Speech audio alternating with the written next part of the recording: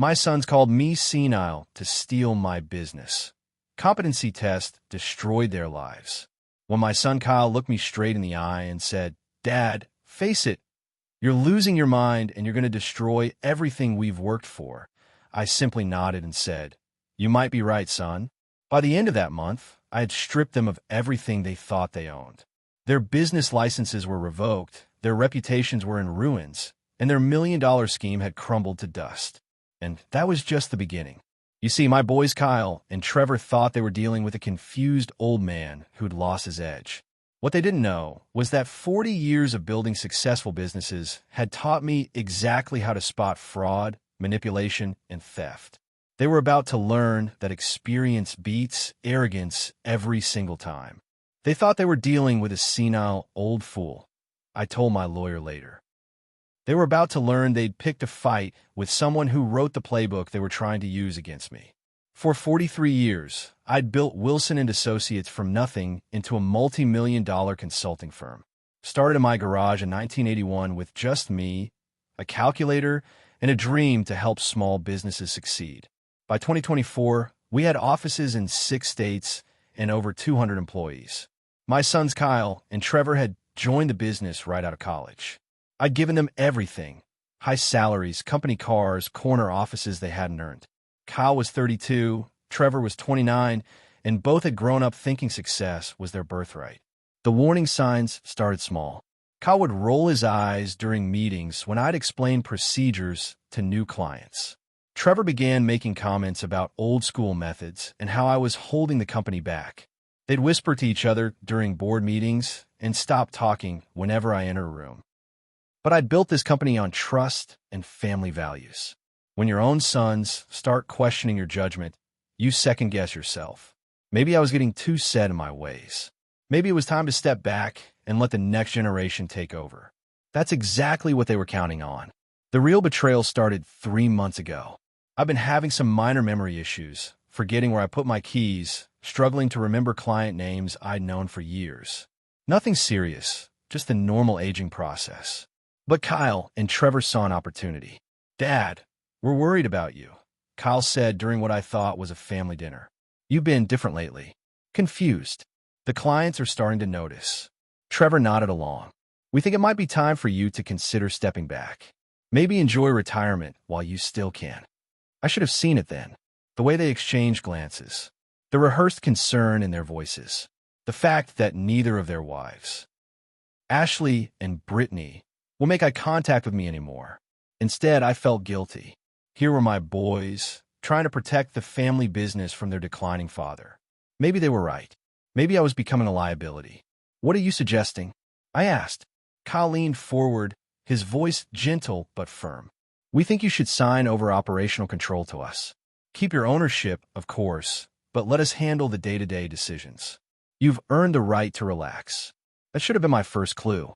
In 43 years of business, I'd learned that anyone who tells you to relax while they handle your money is usually planning to steal it. But these were my sons, the boys I'd raised, supported, and groomed to eventually take over. Surely they had my best interests at heart. "Let me think about it," I said. Kyle's mask slipped for just a second. A flash of irritation crossed his face before he smiled again. "Of course, Dad. Take all the time you need." What I didn't know was that they'd already started the process to have me declared mentally incompetent. 3 weeks later, I was working late in my office when Kyle's phone rang. He'd left it on his desk and stepped out for coffee. The caller ID showed Attorney Patterson, a name I didn't recognize. The phone kept ringing, and out of habit from 40 years of business calls, I answered. "Wilson & Associates, this is Harold Wilson." There was a pause. "Mr. Wilson?" I wasn't expecting. "This is Attorney Patterson. I was calling Kyle about the competency hearing paperwork. Is he available?" My blood turned to ice. "Competency hearing?" "Yes, sir. The psychological evaluation reports and medical assessments for the O." "Oh no, I think I may have made an error. Let me call Kyle back directly." He hung up. I sat there staring at Kyle's phone, my mind racing. Competency hearing, psychological evaluation, medical assessments. My own sons were trying to have me declared mentally incompetent. For the next hour, I sat in the dark, pieces falling into place. The concerned looks, the gentle suggestions about retirement, the way they've been meeting with department heads without including me. Kyle's sudden interest in updating company insurance policies and emergency succession plans. They weren't worried about my mental state. They were manufacturing evidence of it. When Kyle returned, I was gone. But his phone had given me everything I needed: Attorney Patterson's number, missed calls from something called Psychological Associates, and a text thread with Trevor that made my stomach sick. Trevor, Dad seemed suspicious today. We need to move faster. Kyle, Patterson says we need more documentation. Can you get him to sign something while he's confused? Trevor, Ashley thinks we should just wait for him to actually lose it naturally. Kyle, we can't wait. The market opportunity with the Castellano Group is now. If we don't move, someone else will get that contract. Trevor, fine. But if this backfires, Kyle, it won't. Who's going to believe a confused old man over his own sons? I screenshot everything before forwarding the messages to my own phone, then putting Kyle's phone back exactly where he had left it. The original messages remained untouched. Kyle would never know I'd seen them. They wanted to play games with a confused old man? Fine. Let's see how they handled a 40-year veteran who'd just declared war. The next morning, I did something I hadn't done in 20 years. I called in sick. While Kyle and Trevor thought I was home, resting, I was 3 towns over meeting with Eleanor Fitzpatrick, the best litigation attorney in the state, and an old friend who'd helped me navigate dozens of business disputes. They're trying to have you declared incompetent. Eleanor's voice was sharp with outrage. Your own sons? With forged medical reports, staged incidents, and fabricated witness statements. I confirmed, sliding the documents across her desk. I need to know how deep this goes and what my options are. Eleanor spent 2 hours reviewing everything I gathered. Phone records, email threads I'd recovered from company servers, financial documents showing suspicious transfers, and recorded conversations I'd been making since discovering their plan. Our state is a one-party consent state for recordings, so everything I'd captured in my own office and during meetings where I was present was completely legal. Harold, this isn't just family dysfunction. This is fraud, elder abuse, and conspiracy to commit theft. They're not just trying to take control, they're planning to strip you of everything. She pointed to a document I'd found in Kyle's office. Look at this. They've already started negotiations to sell major company assets to the Castellano Group. Without board approval, without your knowledge, and at significantly below market value. My jaw dropped. They're selling off pieces of my company? Worse. According to these emails, Kyle promised the Castellano Group they'd have full operational control by month's end. They're not just planning to sideline you. They're planning to dismantle everything you built and sell it for parts. The room spun. 43 years of work. 200 employees who depended on those jobs. Clients who trusted me with their livelihoods. All of it about to be sacrificed so my sons could cash out quick. What I need to do? I asked. Eleanor smiled. It wasn't a pleasant expression. We're going to give them exactly what they want. We're going to let them think they're winning right up until the moment we destroy them. I don't understand. They're counting on you being confused and helpless. So we're going to play that role perfectly while we document every single crime they commit. But first, we need to establish your competency beyond any doubt. She explained her plan. While Kyle and Trevor thought I was declining, I would undergo comprehensive psychological and cognitive testing with 3 independent specialists, all arranged through Eleanor's medical contacts without any connection to my company or family. The evaluations would be scheduled as routine consultations at different medical facilities across the state. By the time we're done, they won't just lose control of the company. They'll lose everything. She leaned forward. But Harold, once we start this, there's no going back. Are you prepared to go to war with your own sons? I thought about Trevor's text calling me a confused old man. I thought about Kyle's promise to the Castellano Group to deliver my life's work. I thought about the 200 families who'd lose their jobs when my company was gutted for profit. They started this war the moment they decided to betray me. I said, I'm just going to finish it. What my sons didn't know was that I hadn't survived 43 years in business by being nice. I'd built Wilson and Associates by being smarter, more prepared, and more ruthless than my competition when necessary. The skills that had made me successful were about to make their lives very, very difficult. Eleanor and I spent the next week crafting our strategy. Every move had to be perfect because we'd only get one shot at this. Step 1. Let them think they were winning. I started acting more confused around the office. Forgetting appointments I'd actually rescheduled. Asking questions about procedures I'd written myself. Kyle and Trevor began documenting everything, just like we wanted them to. Step 2. Secure the evidence. While they thought I was declining, I was actually working 18-hour days with Eleanor's team, documenting every fraudulent action, every forged signature, every illegal financial transfer. Step 3. Build our counterattack. Eleanor was assembling a legal team that included not just civil attorneys, but criminal prosecutors interested in the fraud case and regulatory officials concerned about the business license violations. The beautiful thing, Eleanor explained, is that they're so focused on proving you're incompetent, they're getting sloppy with their own crimes. Kyle forged your signature on 3 different documents last week alone. But the real masterstroke came when I discovered their timeline. They plan to have me declared incompetent at a hearing scheduled for exactly 2 weeks from today. The Castellano Group deal was set to close 3 days after that. They'd calculated everything perfectly, except for one small detail. They'd forgotten that I'd spent 4 decades learning how to outmaneuver people who underestimated me. What they don't know, I told Eleanor as we reviewed our final preparations, is that I've been 3 steps ahead of them this entire time. The psychological evaluation they'd arranged, I'd already passed a comprehensive competency assessment from 3 independent doctors. The witnesses they'd lined up to testify about my mental decline, I had recordings of them admitting the stories were fabricated. The financial documents they forged, I had the originals locked in a safety deposit box they didn't know existed. Trevor texted Kyle that evening. Dad signed the transfer papers today. He didn't even read them. Kyle responded, "Perfect. Patterson says we're golden for the hearing. This time next month, we'll own everything." I smiled as I read their messages. They thought they'd won. They had no idea the game was just beginning. The morning of their planned intervention, I got to the office early. Kyle and Trevor had scheduled what they told me was a routine meeting with company lawyers for 10 a.m. What they'd actually planned was an ambush with their attorney, a company physician they bribed, and several employees they'd convinced to lie about my mental state.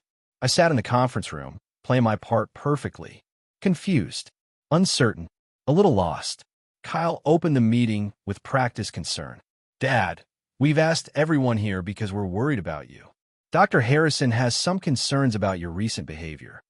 Dr. Harrison, a legitimate physician, but one I discovered was being paid $15,000 to provide false medical opinions, nodded solemnly. "Mr. Wilson, based on my observations and reports from your family, I believe you may be experiencing cognitive decline that's affecting your judgment." I don't understand," I said, letting my voice shake slightly. Trevor leaned forward. "Dad, it's okay. We just want to help. Dr. Harrison thinks you should consider stepping back from daily operations while you focus on your health."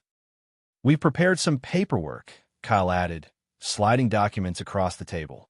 "Just temporary measures to make sure the business stays stable while you recover." I looked at the papers with wide eyes. They were transfer documents, not temporary at all, but permanent transfers of all operational control and decision-making authority to Kyle and Trevor. These say permanent," I said. Kyle's voice was patient, like he was talking to a child. "Dad, you're misreading it. It's just temporary. We would never take advantage of you." That's when I smiled. "Actually, Kyle, I'm reading it perfectly. And Dr. Harrison, you might want to return that $15,000 bribe. Accepting payment to provide false medical testimony is medical malpractice and fraud." The room went dead silent. I pulled out a folder I'd kept hidden under my chair. "You see, gentlemen, while you've been busy planning to steal my life's work, I've been busy documenting every single crime you've committed." Kyle's face went white. "Dad, what are you talking about?" "I'm talking about fraud, Kyle. Elder abuse, forgery, conspiracy to commit theft, Should I continue? I opened a folder and began laying out photographs. Here's Kyle forging my signature on transfer documents. Here's Trevor bribing Dr. Harrison, who, by the way, just violated his medical oath for money. Here's both of you conspiring with the Castellano Group to sell company assets at below-market prices in exchange for personal kickbacks. Trevor stood up abruptly. You're confused, Dad. You don't know what you're saying. Actually, I know exactly what I'm saying. I also know that there are FBI agents waiting in the lobby to arrest both of you for federal wire fraud. That wasn't true yet, but the look of panic on their faces was worth it. I'll try to grab the documents. You can't prove any of this. And even if you could, who's going to believe you? We have medical reports showing you're mentally incompetent. I laughed, a sound that made both my sons take a step back. Kyle, you really should have done your research. Those medical reports you forged? I have the real ones, from actual doctors, who concluded that I'm sharper than most people half my age. I stood up, and suddenly I wasn't the confused old man they thought they'd been manipulating. I was the businessman who'd outmaneuvered competitors for 4 decades. You wanted to play games with someone you thought was weak and confused. Unfortunately for you, you picked a fight with someone who's been winning these games since before you were born. I walked to the door and opened it. Eleanor Fitzpatrick walked in with 2 serious-looking men in suits. Boys, meet Eleanor Fitzpatrick, my attorney, and Agents Blake and Rodriguez from the FBI's Financial Crimes Unit. They'd like to have a word with you about those Castellano Group transactions. Kyle and Trevor looked at each other, then back at me. For the first time in months, they were speechless. Oh, and boys, I said as the agents moved toward them, you're fired. Within 24 hours, the news broke across the local business community like wildfire. Wilson and Associates executives arrested in fraud scheme. The headline was everywhere: newspapers, business journals, social media. But the real story was just beginning to unfold. Eleanor had done her homework, while Kyle and Trevor were sitting in jail waiting for bail hearings. Investigators were unraveling 3 years of financial manipulation that went far beyond just trying to steal from me. It turned out that my sons had been running side deals for years, overcharging clients and pocketing the difference, selling confidential business information to competitors, using company resources for personal projects. The Castellano Group scheme was just the biggest and boldest of their crimes. The business community was in shock. Kyle and Trevor had been well respected. Kyle served on the Chamber of Commerce. Trevor was active in the Young Professionals Network. Now their faces were on the news as accused felons. But the public humiliation was just getting started. Ashley, Kyle's wife, was the first to crack. Faced with the possibility of losing their house when Kyle's assets were frozen, she gave investigators access to Kyle's home computer and personal files. What they found was devastating. Kyle had been documenting everything in elaborate detail, not because he was stupid, but because he was arrogant. He'd kept spreadsheets tracking how much money they'd stolen, email chains discussing which clients to target next, even photos of forged documents. He'd been so confident that their plan would work, he'd treated their crimes like a business project. Trevor's downfall came through social media. For 3 years, he'd been posting photos of expensive vacations, designer clothes, and luxury purchases that far exceeded his legitimate salary. Federal investigators traced every purchase back to stolen funds. The local newspaper ran a week-long series called The Wilson Company Scandal.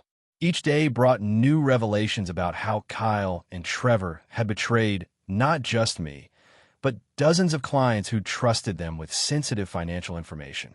The Chamber of Commerce expelled Kyle and demanded the return of a leadership award they'd given him the previous year. The Young Professionals Network publicly condemned Trevor and donated money he'd helped raise for charity back to those organizations, distancing themselves completely. But the business consequences were just the beginning. The personal costs were devastating. Ashley filed for divorce within the week. I didn't marry a criminal, she told reporters. I can't have my children associated with this scandal. Brittany, Trevor's wife, was more direct. She changed the locks on their house and posted on social media, I am not responsible for my husband's crimes. I knew nothing about his illegal activities, and I'm cooperating fully with investigators. Suddenly, Kyle and Trevor weren't just facing criminal charges. They were facing them alone. The community that had once respected them now treated them like pariahs. Former friends stopped returning calls. Professional contacts blocked them on social media. Their own neighborhood homeowners association held an emergency meeting to discuss maintaining community reputation, code for pressuring them to move away. Meanwhile, I was being hailed as the victim who'd fought back. Local business leaders praised my courage in exposing fraud, even when it involved family. The newspaper editorial board wrote a piece called Harold Wilson's Integrity Lesson about how I'd put principles above blood relations. But the sweetest justice came from an unexpected source, the Castellano group themselves. When they learned that Kyle and Trevor had no legal authority to make the deals they'd been negotiating, they were furious. Not only had they wasted months of negotiation time, but they'd also made public statements about the partnership that now made them look foolish. The Castellano Group CEO called me personally. "Mr. Wilson, we had no idea we were dealing with fraudulent representatives. We're horrified by this situation and want to make things right. What do you have in mind?" I asked.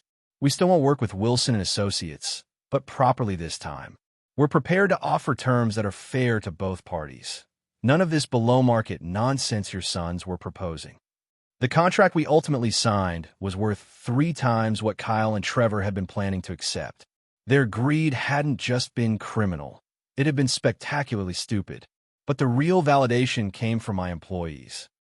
200 people could have lost their jobs if Kyle and Trevor's plan had succeeded. Instead, the company was stronger than ever, and every employee knew exactly who had protected their livelihoods. At the company-wide meeting, I called to address the scandal. The applause lasted for 10 minutes. "Some of you might be wondering how this affects our company," I said when the room finally quieted. "Let me be clear, Wilson and Associates has never been stronger. We've cut out the cancer that was threatening our reputation, and we're moving forward with integrity." The relief in that room was palpable. These weren't just employees. They were people with mortgages, families, dreams. Kyle and Trevor had been willing to sacrifice all of them for quick money. But I'd made sure that wouldn't happen, and now everyone knew it. The legal proceedings stretched over nearly 3 years, but moved steadily toward inevitable conclusions. With the overwhelming evidence Eleanor and I had gathered, Kyle and Trevor's attorneys knew they couldn't win a trial. The question wasn't guilt or innocence. It was how severe the consequences would be.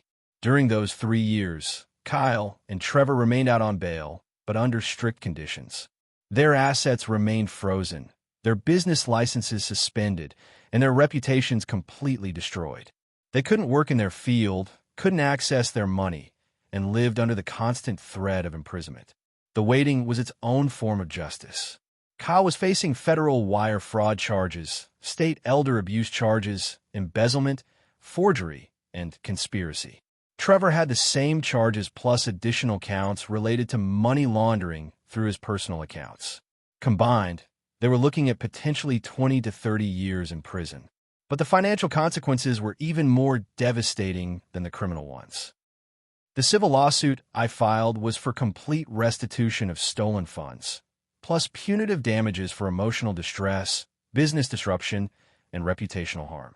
Eleanor's team had calculated that Kyle and Trevor had stolen or misappropriated nearly $2 million over 3 years. They didn't have $2 million. Their assets had been frozen, their wives had divorced them, and their legal fees were consuming what little they had left. "They're going to lose everything," Eleanor told me. "Houses, cars, savings, retirement accounts. All of it will go to restitution. They'll leave prison with nothing." The professional consequences were just as severe. The State Board of Business Licensing revoked their permits and banned them from ever working in financial consulting again. The professional associations they belonged to expelled them and circulated warnings to other members about their conduct. Kyle and Trevor would never work in business again, at least not legally. But the most satisfying moment came during the sentencing hearing. Kyle's attorney made a desperate plea for leniency. "Your Honor, My client deeply regrets his actions. He's a father, a community member who made terrible mistakes but deserves a chance at redemption. The judge wasn't impressed. Mr. Kyle Wilson systematically defrauded clients, stole from his own father, and attempted to have that father declared mentally incompetent to cover his crimes. This wasn't a mistake. This was a calculated criminal enterprise. Kyle got 12 years in federal prison. Trevor's attorney tried a different approach. Your Honor, my client was following his older brother's lead. He's younger, less experienced, and was manipulated into this scheme. The judge reviewed Trevor's files. Mr. Trevor Wilson was an active participant who independently committed money laundering and created false documentation. Age is not an excuse for sophisticated financial crimes. Trevor got 10 years.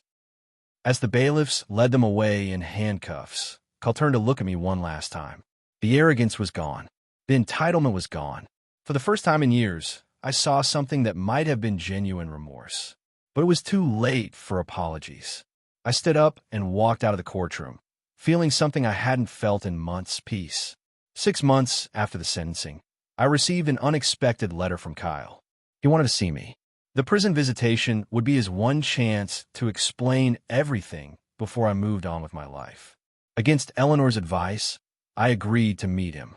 The man who sat across from me in the prison visiting room looked nothing like the confident executive who tried to steal my company. Kyle had lost weight, his hair was graying, and his eyes held a hollowness I'd never seen before. Dad, he said quietly, I know you probably don't want to hear this, but I need to say it. I'm sorry. I sat in silence, waiting. I know sorry doesn't fix anything. I know it doesn't give you back the months of stress we put you through or repair the damage to our family. But I need you to know that I understand now how wrong we were. Do you? I asked. Do you really understand? Kyle nodded slowly. We weren't just stealing money, Dad. We were stealing your dignity, your respect, your life's work. We were willing to have you declared mentally incompetent and put in a facility just so we could get rich quick. And why should I believe you understand that now? Because I've had almost a year to sit in a cell and think about what we did. Not just the crimes, but the betrayal. You raised us, supported us, gave us everything. And we repaid you by trying to destroy you. I leaned forward. Kyle, do you want to know the part that hurt the most? What? It wasn't the money. It wasn't even the attempt to steal the company.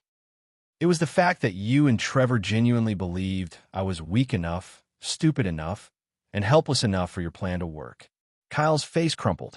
Dad, we never thought you were stupid. Yes, you did. You thought I was a confused old man who'd be easy to manipulate. You thought 43 years of business experience meant nothing against your greed and your sense of entitlement. I stood up to leave. Dad, wait. Is there any chance you could ever forgive us? I turned back to him. Kyle, forgiveness is something you earn through changed behavior over time. You're going to be in prison for 12 years. When you get out, you'll be in your mid-40s with no money, no career prospects, and a felony record. If you use that time to become a better person, we can talk then. And if I really change, then maybe we can have a relationship again. But it won't be the same relationship. You'll never work for my company again. You'll never have access to my financial information again. And you'll never, ever get the chance to betray me again. Kyle nodded, tears in his eyes. I understand. I hope you do. Because this conversation is the last help you're getting from me.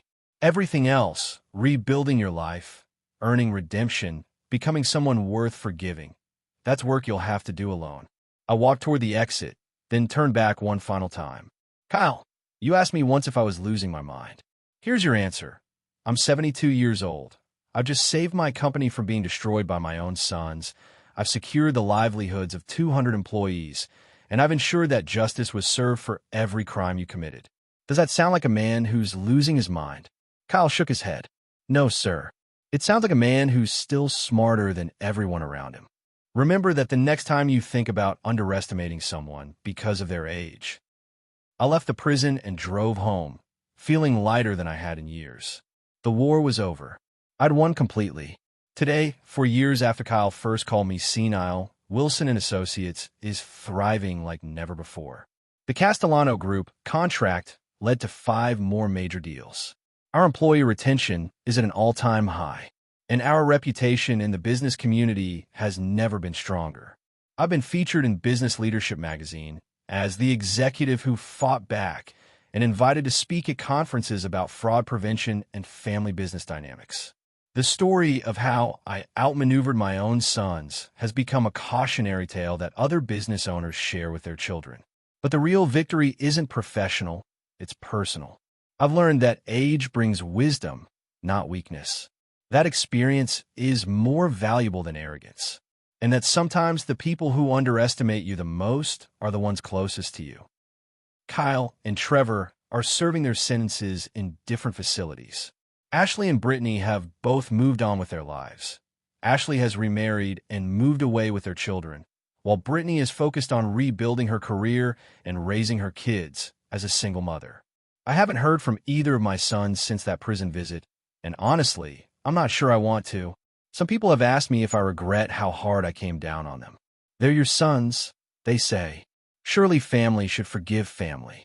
But here's what I've learned. Enabling bad behavior isn't love, it's weakness. Kyle and Trevor needed to face real consequences for their actions, not just for my sake, but for their own. Maybe 12 years in prison will teach them the respect and humility they never learned growing up. And if it doesn't, well, that's not my responsibility anymore. I'm 76 now, and I'm not planning to retire anytime soon. Wilson & Associates needs leadership, and I've proven I can still provide it. My employees depend on me, my clients trust me, and I've got at least another decade of good work left in me. The young executives at other firms treat me with a respect I never had before. Word has spread about the old man who took down his own sons when they tried to steal from him. Nobody underestimates Harold Wilson anymore. Last week, a competitor's son, a cocky kid fresh out of business school, tried to poach one of my major clients by suggesting I was past my prime and out of touch with modern business. My client called me laughing. Harold, this kid obviously doesn't know who he's dealing with. Should I tell him what happened to the last people who underestimated you? No need, I told him. He'll figure out on his own soon enough. Some lessons you can only learn the hard way. Kyle and Trevor learned that lesson in prison. That young competitor will learn it when his disrespect costs him business. And me? I learned that being underestimated isn't a weakness, it's a weapon. When people think you're confused, helpless, or past your prime, they get careless. They reveal their true intentions. They make mistakes, and then you destroy them. The best part is that now everyone knows what happens when you try to take advantage of Harold Wilson. My reputation protects not just me, but every other older business owner who might face similar schemes from greedy relatives or cocky competitors. Kyle and Trevor thought they were stealing from a confused old man. Instead, they picked a fight with someone who'd been winning wars since before they were born. And they lost everything. As I always tell the young executives who now seek my mentorship, respect your elders. We didn't survive this long by being easy targets. If this story got you thinking, go ahead and hit that like button. Don't forget to subscribe for more real stories that hit deep, and tap the bell so you don't miss what's coming next. And hey, if you know someone who needs to hear this one, share it with them. Thanks for watching.